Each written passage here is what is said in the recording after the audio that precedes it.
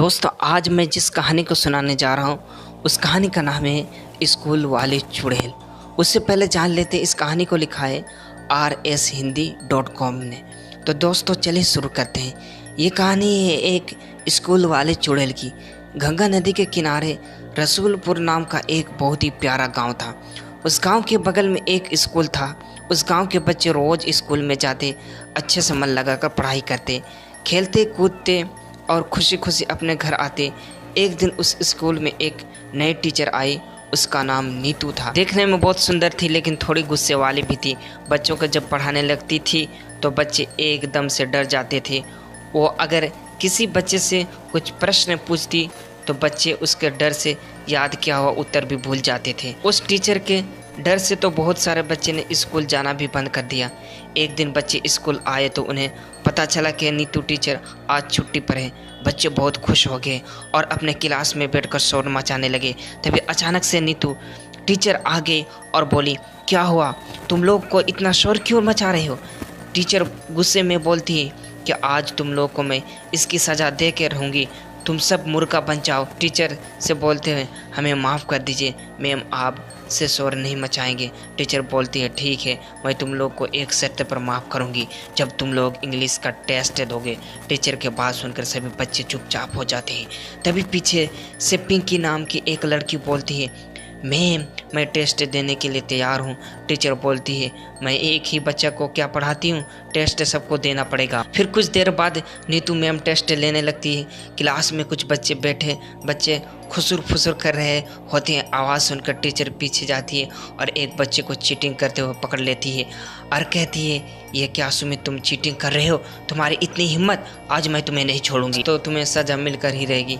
इतना कहकर टीचर एक डरावनी चुड़ैल बन जाती है। सभी बच्चे उस चुड़ैल को देखकर डर जाते हैं और ज़ोर ज़ोर से चिल्लाने लगते हैं, बचाओ बचाओ, कोई हमें बचाओ। फिर वो सुमित को हवा में लटका देती है। सुमित रोते रोते बोलता है, मैम अब से चीटिंग नहीं करूँगा, प्लीज़ हमें माफ़ कर दीजिए। स्कूल वाली चुड़ैल बोलती है, नहीं करोगे क्या? तुम लोग को पता नहीं है मैं चीटिंग करने वालों को माफ़ नहीं करती हूँ। ऐसे बच्चों से मुझे सख्त नफरत है। सुमित की लाख माफ़ी मांगने पर भी वो चुड़ैल उसे माफ़ नहीं करती है और कहती है कि आज जो टेस्ट में पास नहीं होगा उसे मैं मार दूंगी। अब बच्चे तो डर के मारे थर थर काँपने लगते हैं। कुछ देर बाद सारे बच्चे का टेस्ट पेपर लेकर चेक करती है और जो बच्चे फेल होते हैं उन्हें वो कहती है, कहा था ना मैंने कि पढ़ लो, लेकिन नहीं, तुम्हें चीटिंग करनी है, शोर मचाना है, इसलिए अब मरने के लिए तैयार हो जाओ। चुड़ैल के सामने फेल हुए बच्चे खड़े होते हैं और उन फेल हुए बच्चे को सबके सामने बड़ी बेरहमी से पटक पटक कर मार देती है और दूसरे बच्चों से कहती है, आपसे किसी ने चीटिंग करने की कोशिश की तो ऐसा ही मौत दूंगी। अब तुम लोग अपने घर जा सकते हो। और हाँ, अगर तुम में से किसी ने मेरे बारे में अपने माँ बाप से बताया या फिर तुम में से किसी ने कल छुट्टी की तो समझ लेना इन बच्चों से भी बुरी मौत दूंगी। सभी बच्चे में उस स्कूल वाली चुड़ैल का डर बैठा जाता है और सभी बच्चे अपने घर डरे हुए जाते हैं। तभी पिंकी की माँ उससे कहती है, पिंकी तू इतनी डरी हुई क्यों है और तुझे बहुत तेज बुखार भी है? पिंकी डरे हुए आवाज़ में बोलती है, कुछ नहीं माँ, मुझे नहीं हुआ है, मुझे बहुत पढ़ाई करनी है, मैं पढ़ने जा रही हूँ। इतना बोलकर वो अपने कमरे में जाकर पढ़ने लगती है। दिन पर दिन उस चुड़ैल का खौफ बच्चों में बढ़ता ही जाता था और जो बच्चे नहीं पढ़ता तो उसे वो मार दिया करती थी। कुछ बच्चे उस बात को दूसरे टीचर से बताने की कोशिश करते हैं लेकिन फिर ये सोचकर डर जाते हैं कि उस चुड़ैल को पता चल जाएगा तो वो हमें भी मार डालेगी। सभी बच्चे पढ़ रहे थे कि एक चीकू नाम का लड़का क्लास के अंदर आता है और पीछे वाली बेंच पर बैठ जाता है। तभी पिंकी उसके पास जाकर बोलती है, अरे चीकू तू क्यों आया है यहाँ पर, जा और भाग जा यहाँ से। चीकू बोलता है, क्यों भाग जाऊँ और तू इतनी डरी क्यों हुई? पिंकी बोलती है, वो देख तेरे पीछे चुड़ैल। चीकू जैसे पीछे देखता है वैसे उसकी सांस अटक जाती है और वो भागकर स्कूल के दूसरे कमरे में जाकर छुप जाता है। और तभी स्कूल वाली चुड़ैल वहाँ पहुँच जाती है और चीकू को देखकर हंसने लगती है। आखिर तू आ ही गया, मुझे तेरा ही इंतज़ार था, अब तू ज़्यादा देर तक ज़िंदा नहीं रह सकता। चिक्कू डरते हुए बोलता है, मैडम आप ज़िंदा हैं, आपको तो हमने मार डाला था। चुड़ैल बोलती है, हाँ तूने और तेरे बाप ने मिलकर मार डाला था, तेरे बाप को तो मैं पहले ही मार दी थी, अब तू मरने के लिए तैयार हो जा। चिक्कू चुड़ैल से विनती करता है, मैडम मुझे माफ़ कर दीजिए, अब से मैं मन लगाकर पढ़ाई करूँगा। चुड़ैल बोलती है, क्यों तूने और तेरे बाप ने छोड़ा था मुझे उस दिन जब मैं दोनों क्या आगे गिड़गिड़ा रही थी, नहीं ना, तो अब तुझे मरना ही पड़ेगा। इतना बोलकर चुड़ैल उसे वहीं पटक कर मार देती है। तभी खिड़की से प्रधानाध्यापक देख लेता है और जिसके बाद वह लड़खड़ाकर गिर जाता है। उसके गिरने की आवाज़ चुड़ैल के कानों में आ जाती है और चुड़ैल उसके पास जाकर उसे हवा में उड़ाने लगती है। कुछ देर बाद छोड़ देती है और कहती है, मुझे माफ़ कर दीजिए सर। फिर टीचर बोलता है, नीतू ये तुम क्या कर रही हो और ये क्या हाल बना रखा है तुमने, और अगर तुम मर ही गई थी तो बच्चों को पढ़ा कौन रहा था? सर मैं आपको सारी बातें शुरू से बताती हूँ।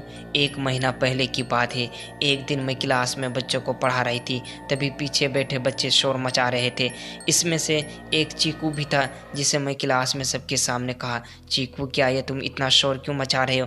थोड़ा पढ़ाई कर लो, आगे भविष्य में तुम एक अच्छे आदमी बन जाओगे। चीकू बोलता, मैम पढ़ लिख कर करना क्या है, पैसा ही कमाना है ना, पर आप उसकी चिंता मत करो। मेरे पापा के पास इतना पैसा है कि बड़े बड़े स्कूल को खरीद सकते हैं। और आपको भी इतना सुनकर मुझे गुस्सा आ गया और मैं चीकू को एक थप्पड़ लगा दी। चीकू गुस्सा में बोलता, आपकी इतनी हिम्मत, आप मुझे मारा। चीकू को आप मुझे सिखाएंगी? आप जानती नहीं मेरे पापा कितने अमीर हैं। अभी मैं अपने पापा को बताता हूँ, फिर देखना आपका क्या हाल होता है। नीतू मैडम बोलती है, क्या हाल करेगा, बता मुझे क्या करेगा।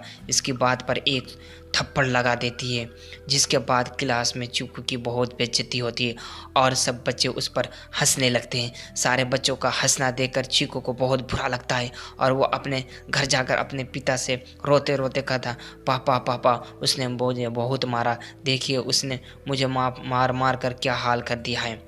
उसके पापा ने चीकू के ऐसी हालत देखकर गुस्से से पूछा, किसकी इतनी हिम्मत होगी जिसने मेरे बेटे को हाथ लगाया? चीकू बोलता है, पापा वो मेरी क्लास की गंदी सी टीचर नीतू मैम ने मुझे मारा, बस इतनी सी बात पर कि मुझे पढ़ने का मन ही नहीं था। चीकू के पापा कहता है, इतनी से बात के लिए उसने मेरे बेटे को इतनी बेरहमी से मारा, अब मैं उसे जिंदा नहीं छोड़ूंगा। इतना कहकर चीकू और उसके पापा स्कूल में पहुंच जाता है और नीतू मैडम से कहता है, तू ही है नीतू जिसने मेरे बेटे को मारा? नीतू मैडम बोलती है, हाँ मैं ही हूँ, आपके बेटे ने मेरे से इतनी बदतमीजी की थी, मुझे उस पर हाथ उठाना ही पड़ा।